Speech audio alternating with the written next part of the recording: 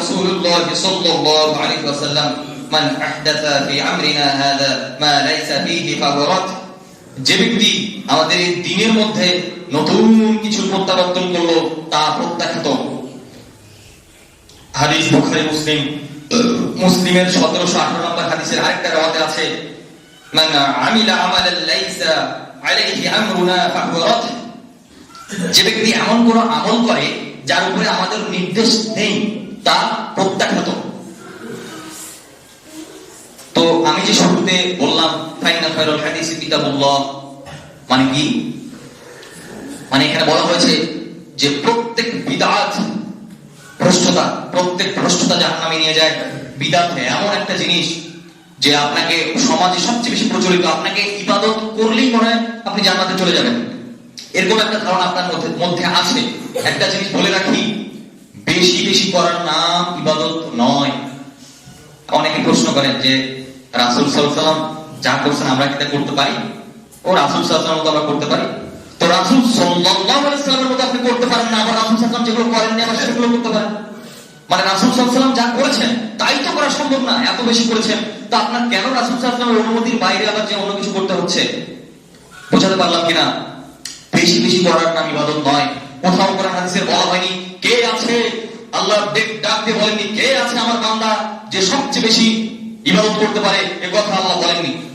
কোরআন হাদিসে বারবার এসেছে আমলে সালেহ, উত্তম আমল, নেক আমল, সৎ আমল।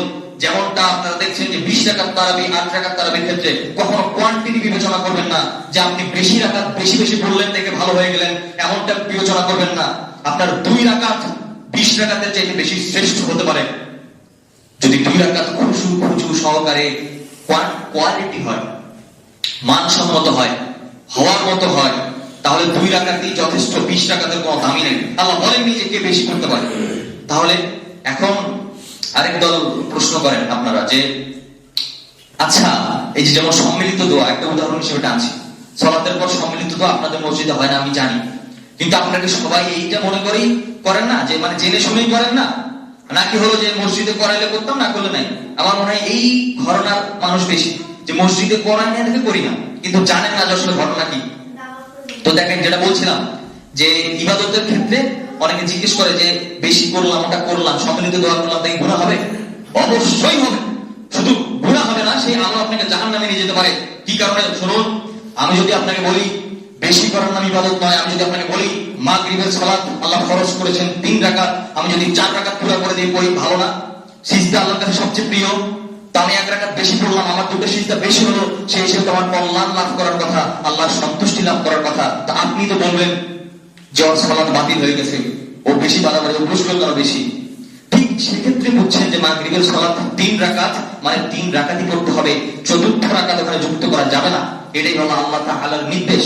সিজদা আল্লাহর কাছে এত বেশি প্রিয় যে একটা সিজদা যদি আল্লাহর কাছে কবুল হয়ে যায়, তাহলে মনে রাখবেন ওই সিজদাটাই আপনাকে জান্নাতে নিয়ে যাওয়ার জন্য সুপারিশকারী হয়ে যেতে পারে, সেই সিজদাটাই আপনাকে জান্নাতে নিয়ে যাওয়ার জন্য যথেষ্ট হতে পারে। কিন্তু ওই একই সিজদা আপনাকে জাহান্নামে নিয়ে যেতে পারে যদি সেটা রাসূল সাল্লাল্লাহু আলাইহি ওয়াসাল্লামের পদ্ধতি মতো না হয়, সেটা যদি আল্লাহ ব্যতীত অন্য কারো কাছে পড়ে। তাহলে আপনি চিন্তা করুন যে বেশি করার নাম ইবাদত নয়।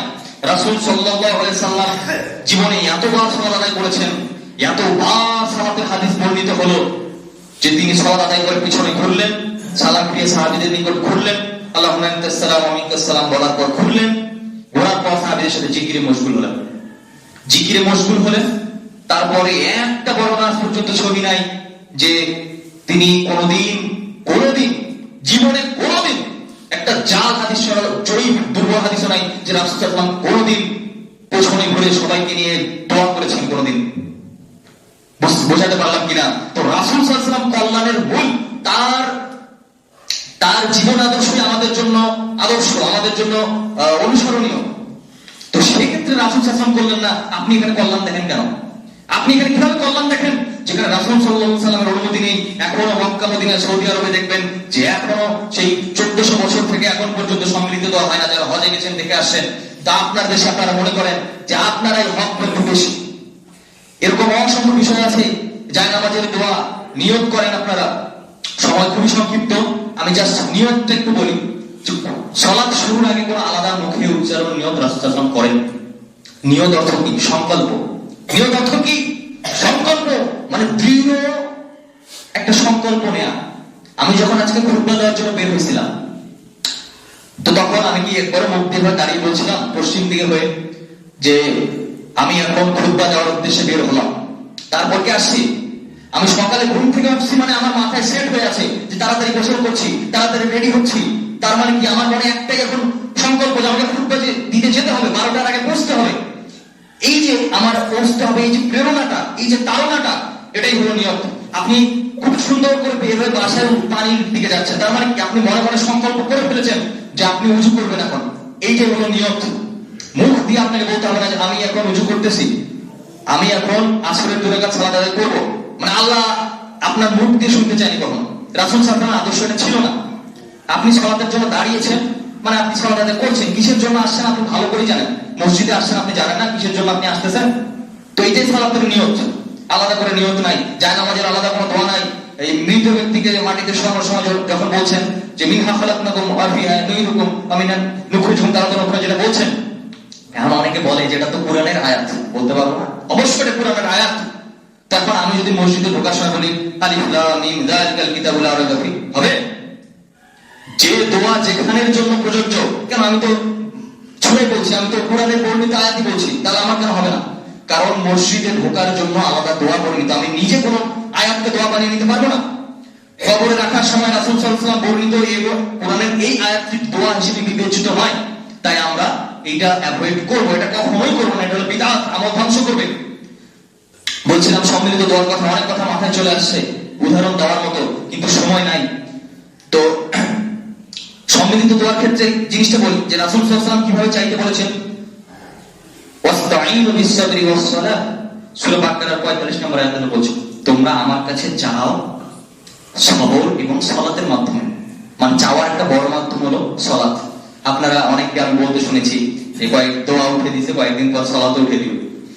শুনুন, আপনার মানদণ্ড হলো রাসূল সাল্লাল্লাহু আলাইহি ওয়াসাল্লামের সুন্নাহ, রাসূল সাল্লাল্লাহু আলাইহি ওয়াসাল্লামের হাদিস। হাদিসে যেভাবে আছে আপনি এভাবেই মানবেন। কম হোক বেশি হোক, আপনার নিজের বিবেক এখানে খাটানোর কোনো সুযোগ নাই। কোরআন হাদিসে যদি বলে যে 3 রাকাত সালাত, এর বেশি 1 রাকাত পড়া যাবে না, 1 রাকাত পড়া যাবে না। সালাতে যদি বলে যে আপনি সালাম ফেরানোর পর দোয়া জিকির করে চলে যাবেন, তো ওটাই আপনাকে চলে যেতে হবে। আপনি যেখানে কল্যাণ দেখেন, প্রকৃতপক্ষে কল্যাণ সেখানে নাও থাকতে পারে। আপনার আমার বিবেক দিয়ে কখনো শরীয়তের দলিল হয় না।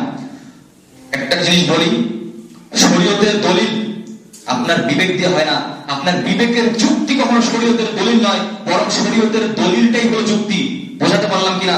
যে রাসূল সাল্লাল্লাহু আলাইহি ওয়াসাল্লাম বলেছেন, কোরআন হাদিসে আছে, মানে এটাই যুক্তি। এর উপর প্রশ্ন করার কোনো সুযোগ নেই। কেন বললেন?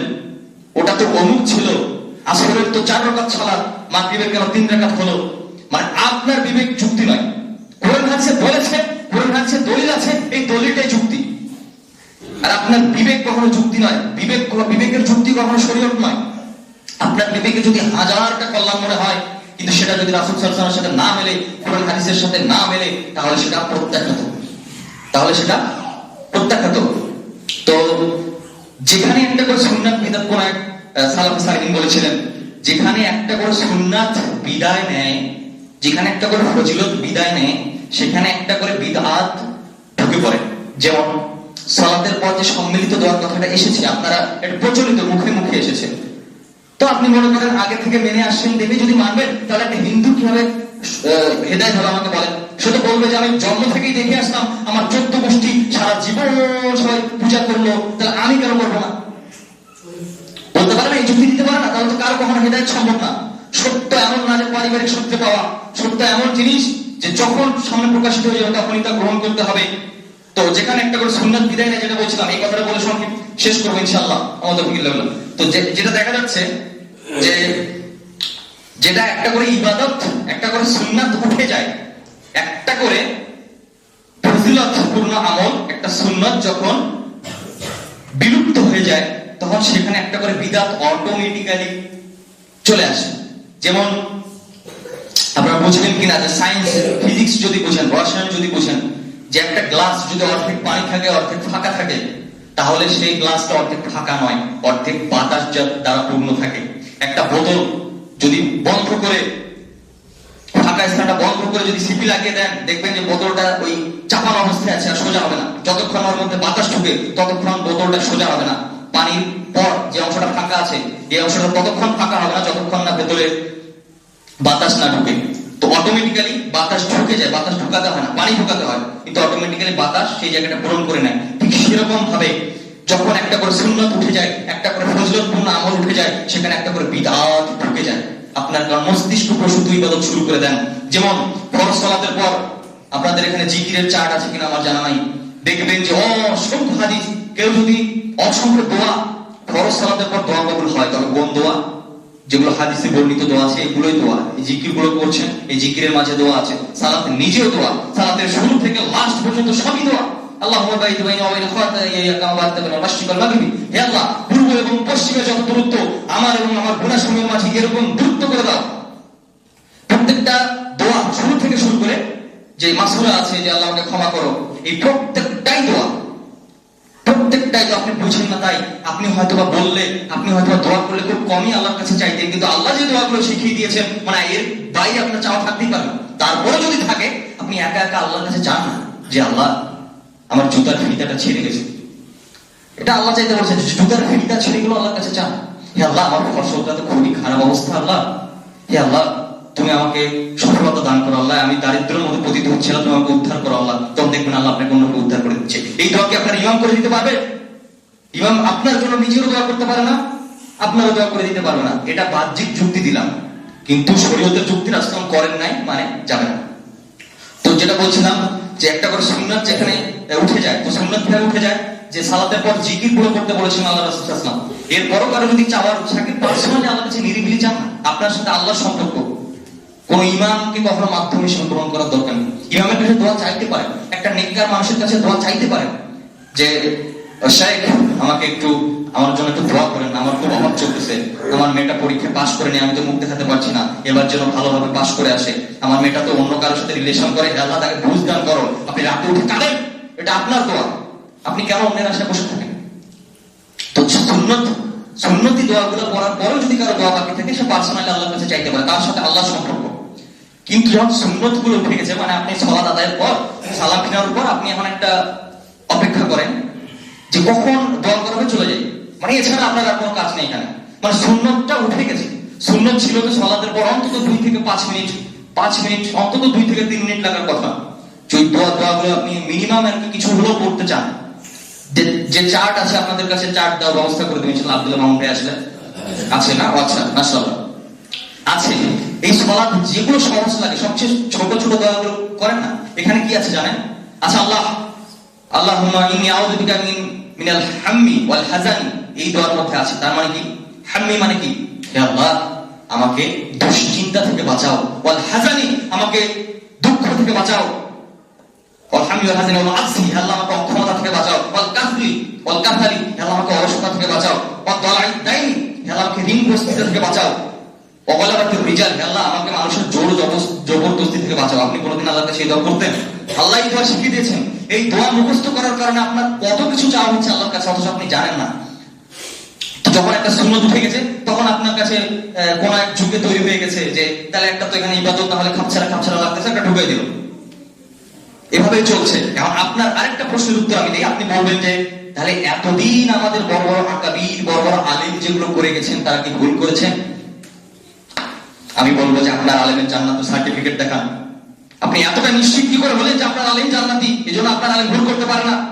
তবে তলাবুল ইলম যারা সঠিকটা জানার চেষ্টা করে, এটা বুঝতে পারেনি, জানতে পারেনি, তাদের জন্য নেকি রয়েছে। মানে তারা গুনাহ করার পরেও, তারা সম্মিলিত দোয়া করার পরেও নেকি পাবে। কেন? যারা গবেষণা করেছে কিন্তু তারা এটা বুঝতে পারে নাই যে এটা রাসূল সাল্লাল্লাহু আলাইহি ওয়াসাল্লামের যুগে ছিল না, এটা তারা বুঝতে পারে নাই। যদি বুঝতে না পেরে থাকে, তাহলে তাদের জন্য এটার জন্য নেকি রয়েছে, কোনো গুনাহ নেই। কিন্তু তারা যদি ইচ্ছা করে থাকে, জানার পরেও করে থাকে, শুধু তারা কেন, সারা পৃথিবীর মানুষ যদি করে, সারা পৃথিবীর মানুষ গুনাহগার, সারা পৃথিবীর মানুষ রাসূল সাল্লাল্লাহু আলাইহি ওয়াসাল্লাম তাদের বিরুদ্ধে গিয়ে দাঁড়াবেন, আপনারা কবে কেন? সারা পৃথিবীর মানুষ যদি এর বিরোধিতা করে, জানার পরেও গোপন করে, তাহলে সারা পৃথিবীর মানুষ গুনাহগার হবে, পৃথিবীর মানুষ আল্লাহর সম্মুখে দাঁড়াবে। আরেকটি কথা বলে এটাই শেষ কথা, সেটি হলো যে রমজান মাসে যে দোয়া করতে যায়, আপনার এই বাড়তি ইফতার খেতে যায়, তখন আপনি বলে তাহলে আমার ইফতার খাওয়াই কি লাভ হলো, সে তো আমার জন্য দোয়াই করলো না। সম্মিলিত দল যদি এখানেও করতে না পারি তাহলে তাকে আমার ইফতার খাওয়াই কি হলো, মানে এখানে ফজিলত একটা ঢেকে গেছে। এই জন্য আপনার কাছে মনে হচ্ছে ইফতার দেওয়ার উদ্দেশ্য হলো, ইফতারের দাওয়াত দেওয়ার উদ্দেশ্য সে আমার জন্য দোয়া করবে, মানে এটা আপনার মনে ঢুকে গেছে। মানে এটা শরীয়ত না। শরীয়ত হলো, ফজিলতটা হলো যে আপনি একজন সাওম কি বলে সাইমকে অর্থাৎ রোজাদারকে, সিয়াম পালনকারীকে ইফতার করালেন, মানে এত পরিমাণ ফজিলত যে তার সমান সিয়াম, তার সমান সওয়াব পেলেন, মানে অনেক ফজিলত আছে। তো আপনি এই ফজিলতটা যখন ভুলে গেছেন তখন আপনার মনে হচ্ছে যে তা তো খাওয়া বেকার হলো, ও খাওয়াইলো আমার জন্য দোয়াই করলো না, ওকে দোয়াই করতে দিলাম না, তাহলে খাওয়াই কি হলো? আসলে খাওয়াটাই যে নিয়ামত, খাওয়াটাই তো আপনার জন্য বরকতের, খাওয়ানোটাই তো আপনার জন্য সওয়াব। সুবহানাল্লাহি ওয়া বিহামদিহি আশহাদু আল্লা ইলাহা ইল্লা আনতা আস্তাগফিরুকা ওয়া আতুবু ইলাইক।